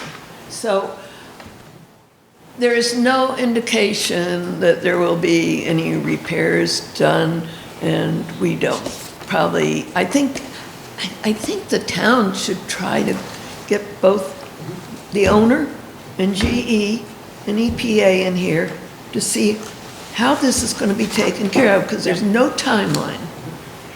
The GE presented their plan to the EPA, their plan for the dam, that particular dam, and that was back in December, and then just May 24th, EPA came out with their conditional approval, and it's 6 pages long. And it was pretty obvious when you read EPA's report that GE didn't even know where the dam was. Really, they were saying upriver from Golden Hill Bridge. And they did not. So EPA is on that. They took into consideration, I think, our remarks when they had the public hearing. But the question is now, how much are they going to connect with us before they do the final approval? And what I think I'm most concerned about is the only thing in the plan that GE has to do is remove the dam after all the cleanup is done up to that point, and after all the toxic silt is removed, or if there's a catastrophic failure, GE is to make sure that the owner notifies GE immediately. Yeah. I don't think we can accept that. And I don't know what we can do.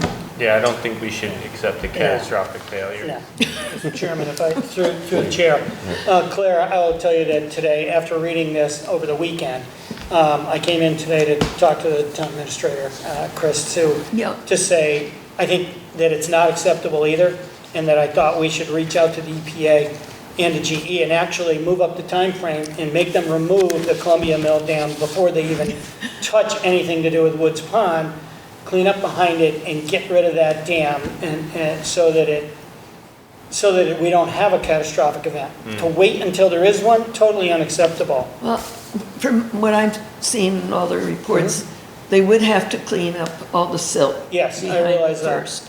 And so when you have your discussion about roads, next Tuesday. Yes. That will be key because, how do they access? They've got to really get into the details Right. about that. And then they're supposed to be working with others like Housatonic Valley, whatever it was, what is it called? They were one of the plaintiffs. No, HVA, they were, but they've done, it's in the report that they did a lot of study of how you would phase in the dam removal. So there was quite a bit of work done already. And EPA is saying, you've got to get together with them. And so just move that whole thing up. Because I agree. actually, if they cleaned out behind that dam, they should be able to remove it then. I agree. And as it is now, one of the requirements for GE is that if there's even a leak or an overflow of that dam, they're responsible for any additional PCBs moving down the river. So they already should be doing at least basic repairs. Right. Repairing the cracks. Well, part of the problem, Claire, is that the water's already going over the dam. Yeah, it's already. Because that's what it's made for. Yeah, of course. So Of this course, is kinda it's whether or crazy. not the silt that's, Yeah, I down there understand, gets is kicked leaking up. through in some of these lower cracks, and that's what they're liable for.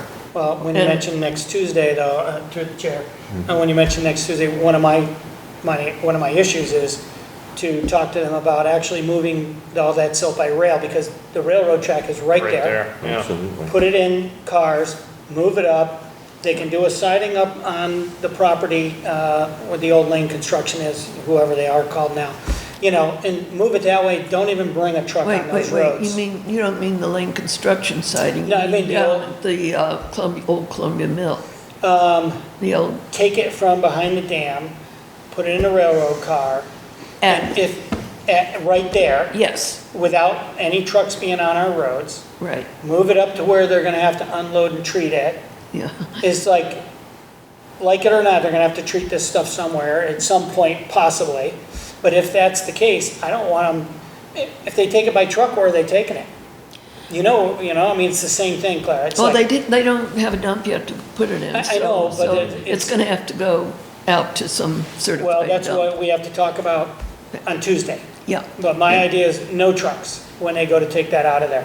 And the other thing is, they have not cited any spots along the whole river of where they're going to dewater. Right. Absolutely Right. none. And right there, you do have a perfect place to get it dewatered before, because it does have to be dewatered, I think, before they even put it in the Before they train. move it, Right, yeah. yes. Yeah, so. Well, they have the whole Columbia Mill So they property. have to really move up in letting us know what their procedures are going to be, All right. instead of waiting until this court case is over, because it may be years. They've got it, but they have a responsibility right now, and if they can't be accountable for this, how can we expect them to ever be accountable for the dump once it's built?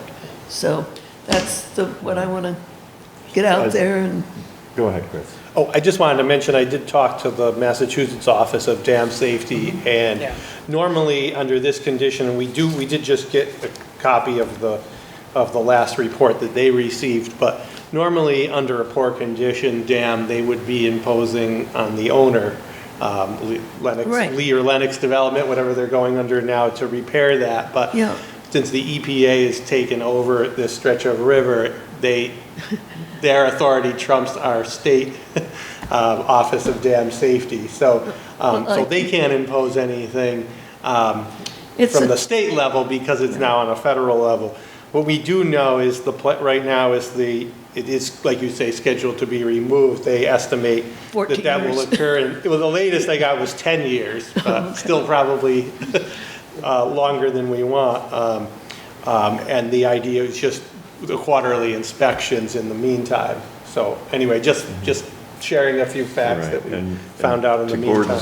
To Gordon's point, the highest concentrations are supposedly behind the dams and in certain oxbows in the river. So it seems to me that it'd be quite feasible to remove those high concentration sediments by rail as opposed to going through the Yeah. town.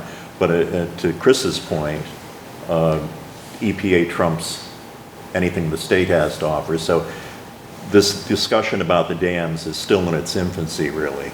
Denny Alsop has done a lot of work, as well as Right. Claire, on all the dams, and ultimately, Yeah, yeah. ultimately, the failure of the proposed plan in that, I mean, for the town of Lee, our concern is we have two equal concerns. One is that we don't have a toxic waste dump in the town, but also that the cleanup of the river is actually inadequate. And we're talking about maybe 30, maybe a little more than 30% of them coming out. If those dams are breached, and when we're talking about dam failure, we're talking about being breached by the sediments. Yeah. This cleanup is all for naught. So Right. the question becomes, does it go on to, if EPA trumps the state, do we ultimately go to FEMA to have them take a look at it, look at the situation and look at the plan and say what's going to happen in a worst-case scenario? And I know they will incorporate that into their reasoning, so to speak, but that won't help with the final decision. But I think it's a conversation worth having, maybe through Senator Warren's office.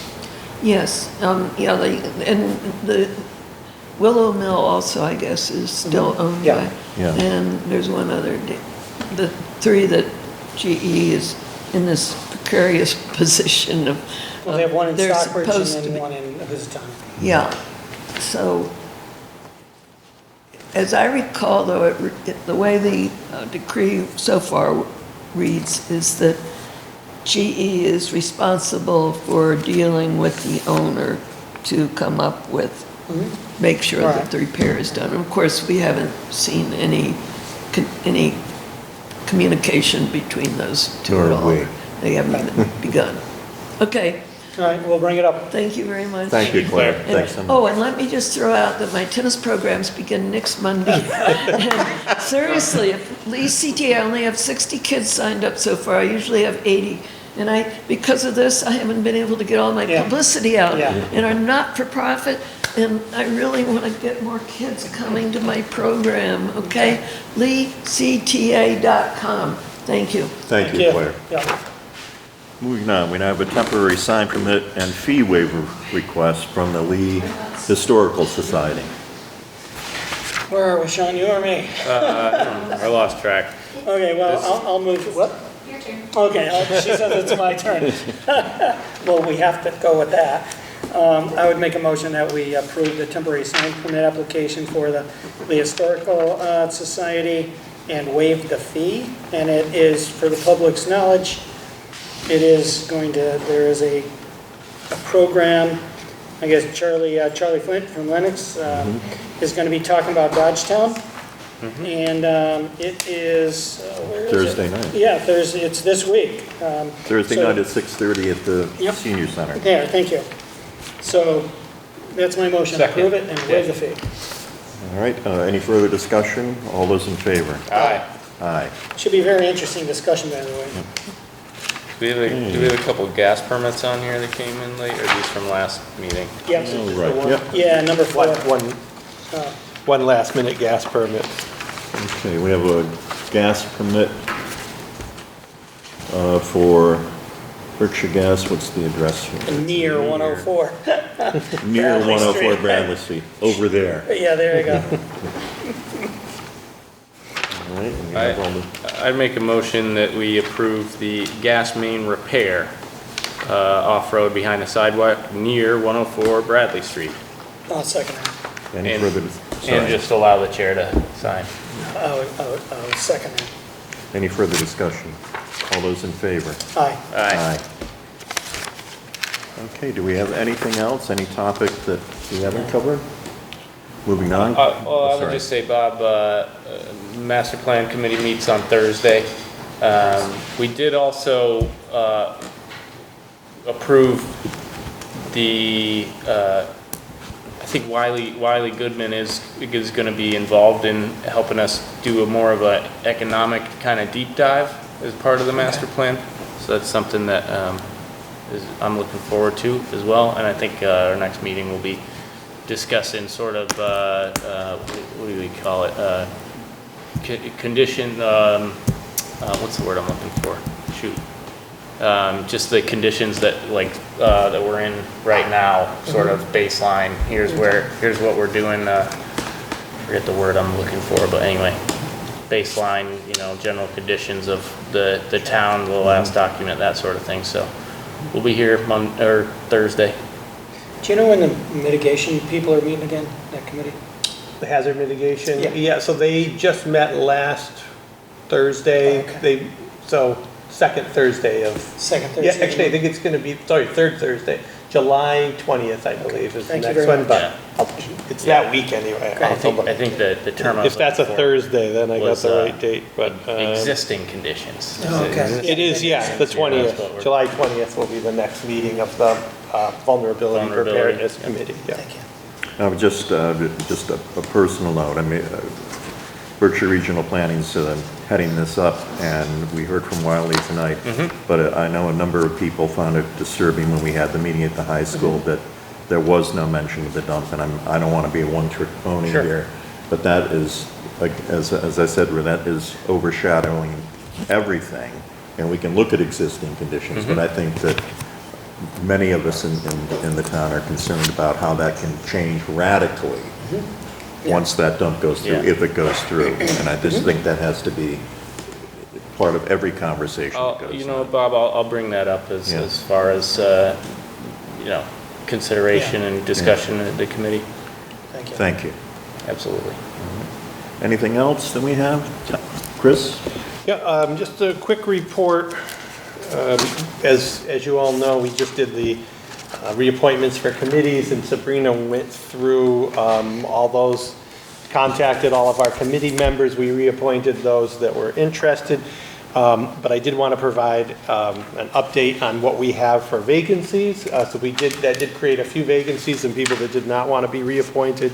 And this is all posted on our website as well, so lee.ma.us. But we have we are in desperate need of people for the 5-town cable advisory committee. The Appalachian Trail Committee always has room for more people that are interested. We have one opening on Capital Outlay Committee, one opening on the Community Preservation Committee, the Council on Aging, Greener Gateway is always accepting new members.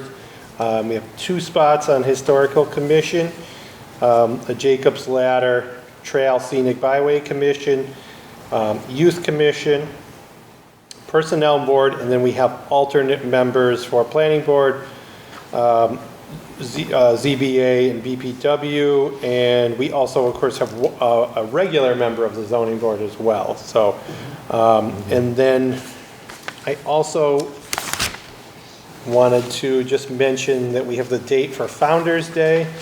September 15th through 17th is the dates for Founder's Day this year, and Kathy Hall could not be here tonight, and she did ask me to let you all know that the Youth Commission will be sponsoring and are planning children's events for that Saturday immediately following the parade. Okay, So, great. Thank you. that's what I got. Okay, thank you, Chris. Any other business? Our next regular meeting is Tuesday, July 18th. We got a week off with the 4th. There you go. The next regular meeting, July 18th, 2023. Do we have a motion to adjourn? So moved. I'll second it. All those in favor? Aye. Aye.